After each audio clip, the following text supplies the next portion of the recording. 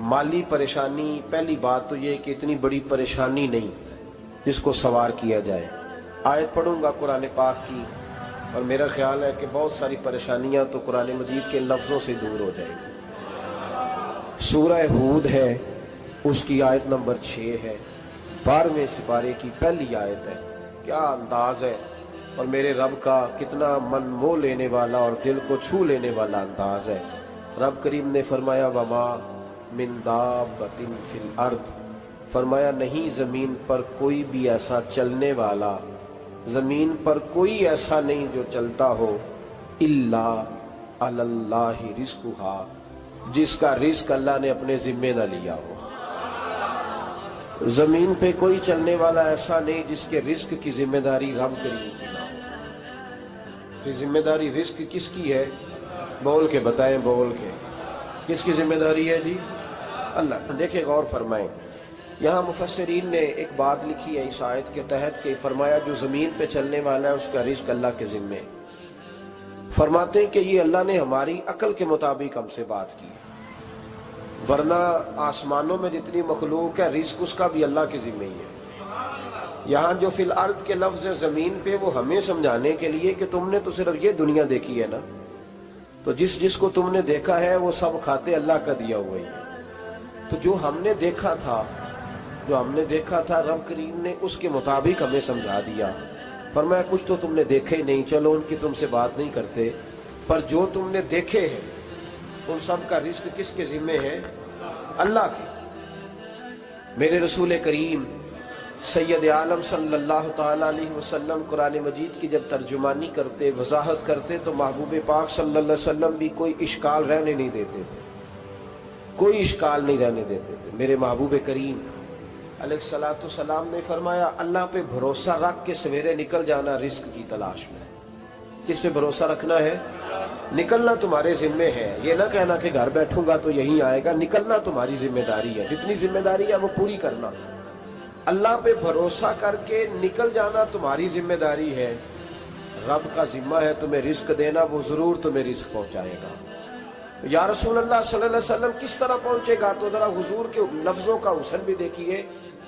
नबी पाक सल्लल्लाहु अलैहि वसल्लम ने फरमाया जिस तरह मौत तुम्हें ढूंढ लेती है ना कि तुम कहाँ मौजूद हो, जब वक्त आता है तो इंसान पाकिस्तान में हो तब भी आ जाता है, जद्दा में हो तब भी आ जाता है, मक्का में हो या मदीना तय्यबा में, वक्त फिर भी आ जाता है। फरमाया जिस तरह मौत तुम जहां भी हो तुम तक पहुंच जाती है ना, इस तरह तुम्हारा रिज़्क भी तुम जहां मौजूद होते हो अल्लाह वहां पहुंचा देता है, पहुंचा देता है। तो या रसूल अल्लाह सल्लल्लाहु अलैहि वसल्लम किस अंदाज में? तो फरमाया निकल जाना तुम्हारी जिम्मेदारी है। फरमाया सवेरे परिंदे भी निकल जाते हैं और शाम को जब लौटते हैं तो अल्लाह उन्हें पेट भर के रोजी अता फरमाता है। हालांकि उनको नहीं पता होता हमारा कारखाना कहाँ है, हमने कहाँ जाके मजदूरी करनी है। उनको नहीं पता होता कि हमारा दफ्तर कहाँ है, हमने किस ऑफिस में बैठना है। उनको नहीं पता होता कि हमने कहाँ जाके माल खरीदना है और कहाँ से हमने फिर उसको दोबारा बेचना है। उन्हें खबर नहीं होती, अल्लाह पे भरोसा करके निकल जाते हैं। निकलना तो तेरे जिम्मे है कि नहीं?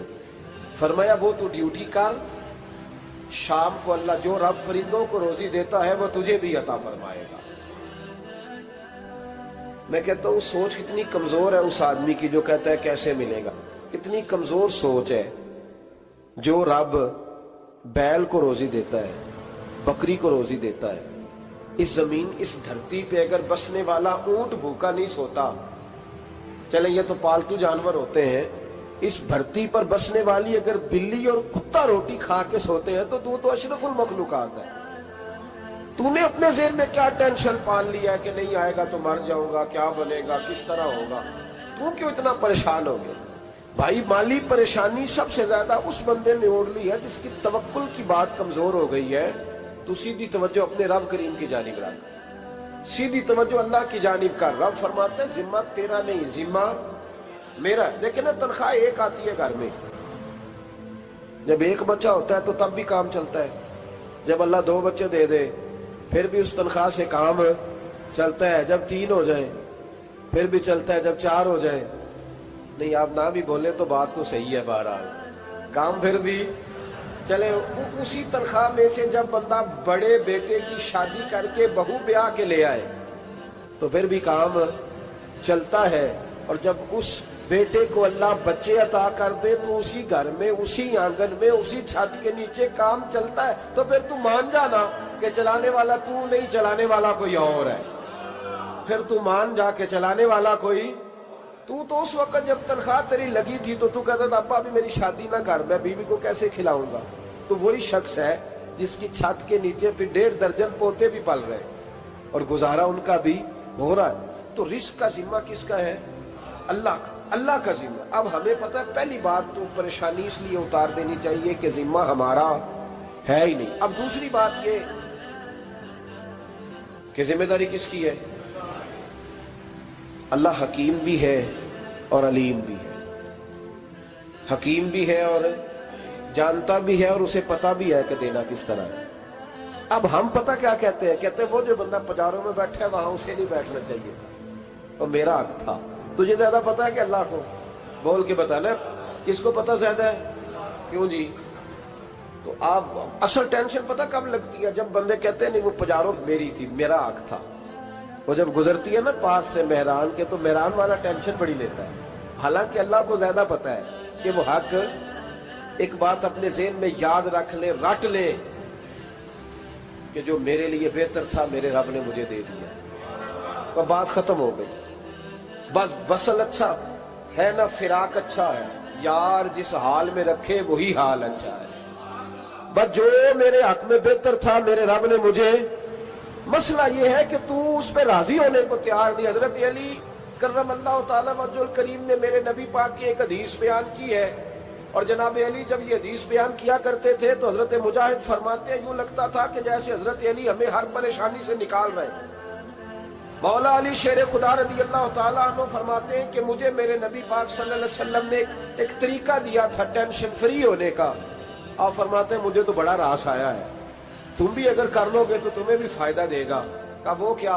حضرت علی کہنے لگے محبوب علیہ السلام نے فرمایا تھا لوگوں تم اللہ کے دیے ہوئے تھوڑے رزق پہ راضی ہو جاؤ، وہ تمہاری تھوڑی عبادت سے تم سے راضی ہو جایا کرو گا۔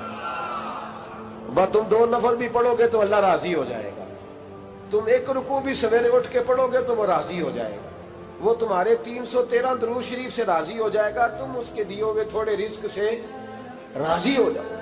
ٹینشن اس لیے ہوتی ہے کہ ہم راضی نہیں جو اس نے ہمیں دیا ہے۔ وہ حل میں مزید کی جو دوڑ ہے نا، حل میں مزید کی، بے قدرہ کچھ قدر نہ جاتی، کیتی خوب تسلی ہو، دنیا دار پجاری زردے، کتیاں دے گل ٹلی ہو، بک بک روشن اکھیاں تکیو ویک حویلی کلی ہو، تے کوچ نصیر اساں جد کیتی پہ جانی تھر تھلی ہو۔ تو یاد رکھیں یہ جو ہے نا مصیبت کے مال آ کیوں نہیں رہا، وہ سامنے والا پلاٹ میرے گھر کے سامنے ہے گھر کے سامنے، پر رجسٹری میرے نام کیوں نہیں؟ یہ مصیبت سانس نہیں لینے دیتی۔ موٹر سائیکل کھڑی کرتا ہے نا جب آ کے دکان سے روٹی کھانے آتا ہے، دفتر سے گھر آتا ہے، کاروبار سے آتا ہے، تو جہاں موٹر سائیکل کھڑی کرتا ہے وہ ٹینشن بڑی ہے کہ کبھی میری ہو جائے نا یہ والی جگہ تو میں یہاں بھی بورڈ لگاؤں اپنے نام۔ اس نے مالی پریشانی پیدا کی۔ تو جس حال میں ہے، کیونکہ تو نے اپنا یہ حال خود نہیں بنایا، جس نے بنایا ہے وہ بڑا بہتر جانتا تھا کہ تو اسی حال میں اسے اچھا لگتا ہے۔ تو اسے اسی حال میں، ایک بزرگ تھے تو ان کی طبیعت بڑی علیل ہو گئی، بیمار ہو گئے، تو اللہ نے آزمائش دی تو کیڑے پڑ گئے وجود میں۔ ایک کیڑا یہاں سے کھا رہا تھا، اللہ والے بڑے راضی رہتے ہیں اس کی رضا پہ، تو کیڑا یہاں کھا رہا تھا تو نیچے گر گیا، تو بابا جی نے اٹھا کے پھر وہاں رکھ لیا، کہنے لگے جب اس نے تیری ڈیوٹی مجھے کھانے کی لگائی ہے تو میں اس بات پہ راضی ہوں تو نیچے کیوں گرتا ہے؟ بس ٹھیک ہے کھا، جب اس نے تجھے ڈیوٹی جو تیری لگائی۔ سالبہ بن عبد الرحمن ایک صحابی تھے، سالبہ غالباً، نبی پاک صلی اللہ علیہ وسلم کی خدمت میں آئے، کہنے لگے یا رسول اللہ صلی اللہ علیہ وسلم غربت بڑی ہے، میرے لیے دعا کریں اللہ زیادہ مال دے۔ تو محبوب صلی اللہ علیہ وسلم نے فرمایا تو جس حال میں اچھا ہے وہ تیرے لیے بہتر ہے، اس میں تو ہے وہی حال تیرے لیے۔ مشکل ہے نا یہ جواب سننا۔ کہتے پیر صاحب فلان جگہ سے تویز آیا، وہاں تو وارے نے آرے ہو گئے، تو آپ کے ہاں؟ تو میں کہتا ہوں یہ تویز دینے والا اگر تویز دے کے امیر بناتا ہے تو پہلے خود کیوں نہیں بنتا؟ یہ خود تو 150 کا تویز بیچ رہا ہے، اپنی بیچارے کی حالت یہ ہے۔ اگر اتنا ہی تویز اس کا چلتا ہوتا تو پہلے 5 جو پجاروں اس کے دروازے پہ کھڑی ہو۔ عجیب چکر ہے اور عجیب جگہ لوگ الجھ گئے، سمجھتے ہی نہیں بات کو۔ یا رسول اللہ صلی اللہ علیہ وسلم دعا کر دے تو محبوب نے کیا فرمایا؟ فرمایا تو جس حال میں ہے نا وہ حال تیرے لیے بہتر ہے، اسی میں رہ۔ کہ نہیں حضور دعا کرے۔ فرمایا سال بعد تو باز آ جا۔ حضور دعا کرے۔ فرمایا تو باز آ جا۔ 2-3 دفعہ کا ضد کی، محبوب نے فرمایا جا پھر اللہ تجھے زیادہ پیسے دے گا۔ چند بکریاں خریدی، اتنی برکت ہوئی کہ بکریوں کے ریوڑ بن گئے۔ پھر کچھ بکریاں بیچ کے گائے خرید لی، ان کے بھی ریوڑ ہو۔ پھر کچھ اونٹ اونٹنیاں لے لی، ریوڑ ہی ریوڑ۔ پہلے 5 وقت مسجد میں آتے تھے، اب فجر اور عشاء رہ گئی۔ پھر مال زیادہ ہوا تو مدینے شہر میں کوئی جگہ ہی نہیں، مدینے سے باہر حویلی خریدی، پھر جمعہ ہی رہ گیا۔ جمعے کے جمعے آتے، زکوٰۃ کا حکم آیا۔ میرے نبی کریم علیہ السلام نے حضرت ابو ہریرہ کو بھیجا، فرمایا جا اسے کہہ تیری زکوٰۃ بنتی ہے 2.5%۔ 10 کروڑ روپیہ ہو تو کتنی زکوٰۃ بنتی؟ بھئی 1 کروڑ کی 2.5 لاکھ ہوئی نا، تو 10 کروڑ کی کتنی ہوئی؟ تو بڑی مصیبت ہے جب بینک سے میسج آتا ہے نا کہ 25 لاکھ نکل گیا تیرے اکاؤنٹ سے، بہت بڑی مصیبت، بڑی ٹینشن ہوتی ہے۔ ایک صاحب میرے پاس آئے، ان کی زمین اچانک مہنگی ہو گئی، اچانک پہلے کچھ 15-16 لاکھ کی ایکڑ زمین تھی، پھر وہ کروڑ کی ہو گئی۔ تو میرے پاس آئے، کہنے لگے وہ 10 کروڑ روپے بنتے ہیں تو زکوٰۃ، تو میں نے کہا آپ نے کیا کیا؟ زری زمین پہ عشر آتا ہے، اس پہ زکوٰۃ نہیں آتی، تو آپ نے کیا کیا؟ کہنے لگے وہ کچھ سوسائٹی کے رول کے مطابق میں نے فائلیں وغیرہ لے لی ہیں، اب میں نا کبھی موقع آئے گا تو ان کو بیچوں گا۔ تو میں نے کہا اب تو آپ کا یہ مال ہو گیا بزنس کا، تو اب تو اس پہ زکوٰۃ آئے گی۔ 10 کروڑ پہ جب 25 لاکھ سنا تو کہنے لگے فوراً دینی پڑتی ہے کہ تھوڑی تھوڑی سے بھی کام چل جاتا ہے؟ تو میں ان کا چہرہ دیکھنے لگا، میں نے کہا نہیں وہ تو آپ کو پتہ ہے، ویسے حضرت عمر فرمایا کرتے تھے بانٹ کے نہ دو، کوشش کرو کسی ایک کوئی دو، چلو کسی کا تو کچھ بن جائے، تو ایک کوئی دینی چاہیے۔ کہنے لگے تو مطلب یہ ایسا ہی حکم ہے؟ میں نے کہا آپ کسی اور سے تحقیق کر لیں۔ اب یہ بھائی لیتے وقت نہیں تجھے ٹینشن ہوئی کہ 15 لاکھ کا کروڑ ہو گیا، تو اس وقت کبھی تو نے کہا کہ یا اللہ، تو یہ کیسی سوچ ہے مسلمان؟ کس طرح کا اس کا؟ ہمارے ہاں جب کسی آدمی پہ حالات خراب ہوتے ہیں نا تو سب سے پہلے وہ اس طرح کرتا ہے کہ جو میں کہیں اللہ کے رستے میں دیتا ہوں پہلے اسے بند کروں۔ جس رستے تجھے آ رہا تھا پہلے تو نے وہ رستہ بلاک کیا۔ حضرت اسماء بنت ابی بکر صدیق کہتی ہیں میں حضور کو مسجد کے لیے، ادارے کے لیے، صحابہ صفہ کے لیے کچھ دے رہی تھی، تو میں نے گننا شروع کیا تو حضور مسکرانے لگے۔ حضور مسکراتے کیوں ہیں؟ تو فرمانے لگی، محبوب فرمانے لگے اسماء اللہ کے رستے میں گن گن کے نہ دیا کر، ورنہ وہ بھی تجھے گن گن کے دے گا، تو اس کے رستے میں بے حساب دے، وہ بھی تجھے بے حساب ہی عطا فرمائے۔ لیکن پہلے یہ والا پہلے دروازہ بند کرو، یہاں سے پیسے ختم ہو رہے ہیں، تو اس طرح کرنا بھائی۔ اس دفعہ سوٹ ذرا گرمیوں والے نہ خرید، لیکن جو تو اللہ کے رستے میں دے رہا ہے اسے دیتا رہے، لیکن ہم اپنا نقصان کرتے ہیں، زیادتی کرتے ہیں اپنے ساتھ۔ میں نے آپ کو پہلے بھی بتایا تھا پیار کی بولی ہے، پھر بولتا ہوں۔ ایک بڑے بڑے پیار والے دوست ہیں، ایک دفعہ مجھے کہنے لگے کہ آپ کئی دفعہ اعلان کرتے ہیں تو مجھے اچھا نہیں لگتا، اور آپ ادارہ بھی بہت زیادہ بننے والا ہے، بڑی چیزیں میں دیکھتا ہوں جو ہوں تو بڑا نظام اچھا ہو جائے، آپ دعا کریں اللہ مجھے پیسے دے تو میں بڑے سارے خرچ کروں گا اس کے رستے میں۔ تو میں نے کہا یا اللہ اسے 10 کروڑ دے، یہ 9.5 کروڑ تیرے رستے میں دے دے گا۔ تو چپ کر گیا، جس طرح آپ نہیں کر گئے سارے، چپ کر گیا وہ بھی۔ اس نے کہا جی نہیں جی انشاءاللہ کریں گے۔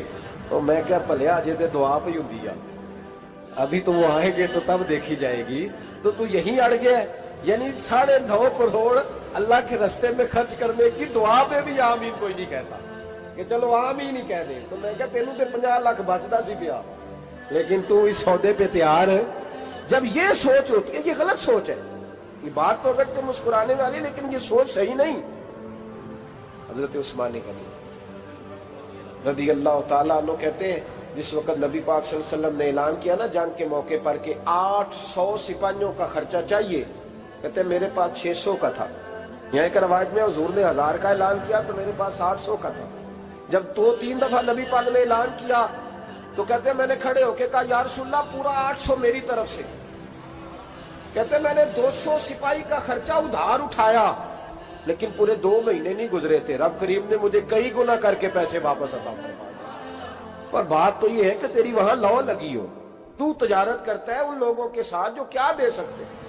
تو سالبہ کے پاس حضور نے پیغام بھیجا، پہلے تو کہا تیرے لیے بہتر نہیں مال، جب اصرار کیا تو بڑی برکت ہو گئی، بڑا آیا تو فرمایا زکوٰۃ دے، 2.5% زکوٰۃ ہے۔ اب جب سوچا کہ 5 اونٹوں پہ ایک بکری جائے گی اور بڑا سارا مجھے دینا پڑے گا، اب جب غور کیا تو یہ تو نہ کہا کہ میں نہیں دیتا۔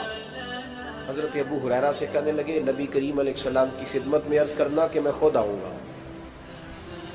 حضرت ابو ہریرہ نے آ کے عرض کی یا رسول اللہ صلی اللہ تعالی علیہ وسلم، حضور وہ کہتے تھے میں خود آؤں گا، تو کہتے ہیں محبوب نے ٹھنڈی سانس لی، فرمایا اسے کہا تھا کہ تیرے لیے مال بہتر نہیں، اب ہلاک ہو گیا، ہائے افسوس ہلاک ہو گیا۔ ان کو بھی تھوڑی دیر کے بعد احساس ہوا کہ یہ میں نے کیا کیا، نبی پاک کو ہی کہہ دیا نہیں ہے، حضور کو کہہ دیا بعد میں آؤں گا۔ اب دوڑے آئے، عرض کی حضور میں سارا کچھ لے کے آیا ہوں، قبول کر لیں۔ محبوب نے فرمایا گویا بلال حبشی کی خشک کھجور بھی قبول ہے، اور صہیب رومی ایک اٹی باندھ کی لائے تو وہ بھی قبول ہے، اور عمار بن یاسر اور مصعب بن عمیر اگر 2 دینار دے جائیں اور کوئی پرانا جوڑا کسی سپاہی کے لیے چھوڑ جائے تو وہ بھی قبول ہے، لیکن تو اپنا لاکھوں لے کے چلا جا، تیرا کوئی نہیں قبول، معاف کر دے۔ فرمایا جا معاف کیا، پر پیسے لے کے نہ آنا۔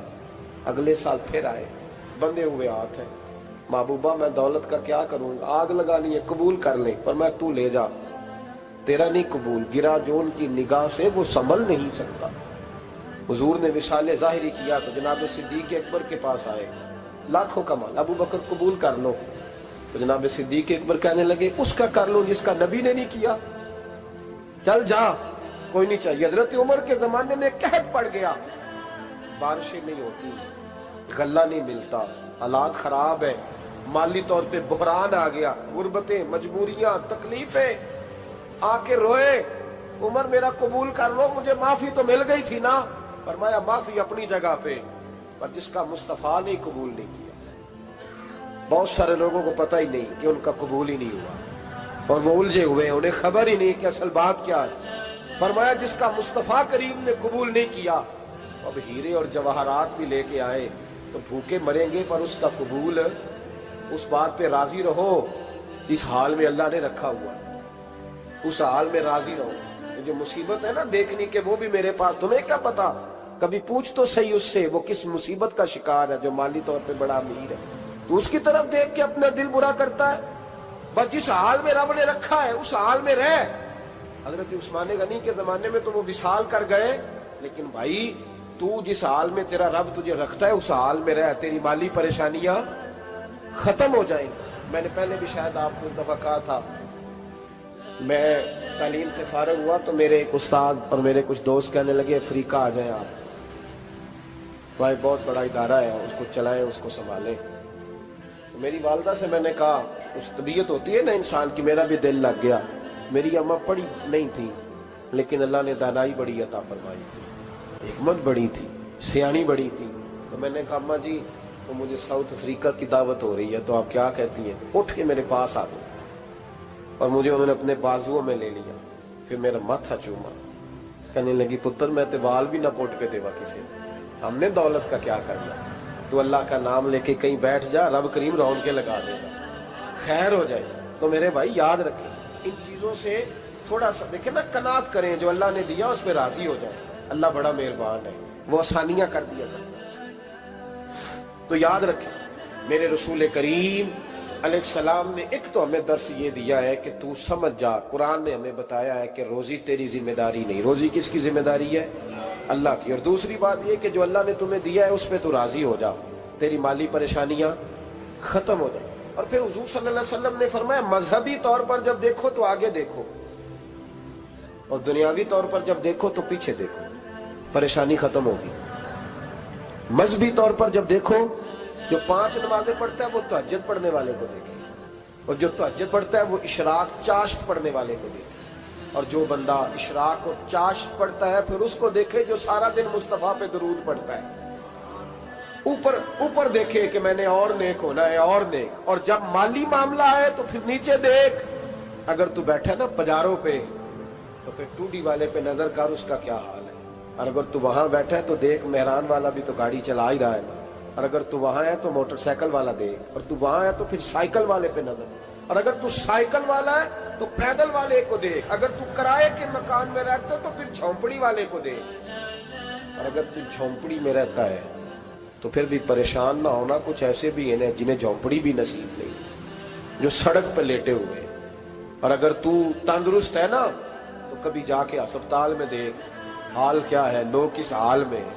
तो हम शुक्र नहीं अदा करते, उसका नुकसान क्या होता है, नेमतें चली जाती हैं। अल्लाह फरमाते लाइन शकर तुम लाज़ीदन्नकुम, तो शुक्र अदा कर मैं नेमतों में इजाफा कर दूं। तो भाई माली परेशानी का तीसरा सबब ये है कि हम देखते हैं माली तौर पर ऊपर, तो फिर हमें तबीयत बिगड़ती है। और फिर माली परेशानियों के कुछ और असबाब भी हैं। इमाम शाफी फरमाते हैं जिन घरों में लोग फजर की नमाज के वक्त सोए होते हैं उन घरों में रिस्क नहीं आता। आप फरमाते हैं फजर का वक्त अल्लाह के देने का वक्त है, उस वक्त अल्लाह बांटता है। हुजूर सल्लल्लाहु अलैहि वसल्लम का फरमान है ना हदीस में कि तहज्जुद के वक्त अल्लाह पहले आसमान पे नुज़ूल जलाल फरमाता है जो उसकी शान के लायक है तहज्जुद के वक्त, और वो कहता है मांगो मैं तुम्हें अता करूंगा। लेने की बारी आए तो बंदा समेट समाट के अंदर घुस जाए। हमारे यहाँ ये होता है कि शाह के बाद बच्चे बैठते हैं मोबाइल लेके, तहज्जुद का वक्त आता है तो उनकी आंखें बंद होनी शुरू होती। तो लेने के वक्त तो तू सोया था, तेरा मसला कैसे हल होगा भाई। जब कोई आदमी खैरात बांट रहा हो तो जो प्याला पीछे कर ले उसे मिलेगा। कहते उस वक्त आना जब मैं बांट रहा था, अब तू किधर आ गया है। मिसाल दे रहा हूं। तो फजर का वक्त मांगने का है, तो सारी रात तो गुजर गई गेमें खेलते टीवी देखते, और जो लेने का वक्त था तू सो गया, तो कैसे आएगा तेरे पास। तो उठे सवेरे बंदों से मांग के देख लिया, बड़ी इज्जतें खराब हुई। फजर का वक्त उठ के झोली फैलाए। मेरे रसूल पाक अलैहिस्सलाम फरमाते हैं, रब फरमाते हैं जब बंदे मेरे आगे झोली फैलाते हैं मुझे शर्म आती है। किसे चुमे यार गुलाब ताई, किसे जाके कलीनो चुमे आए, किसे चुमे यार दिचो खटनो,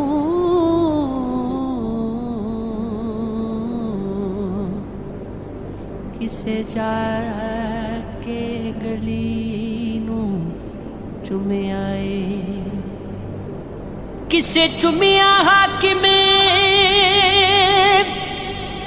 वो सताई,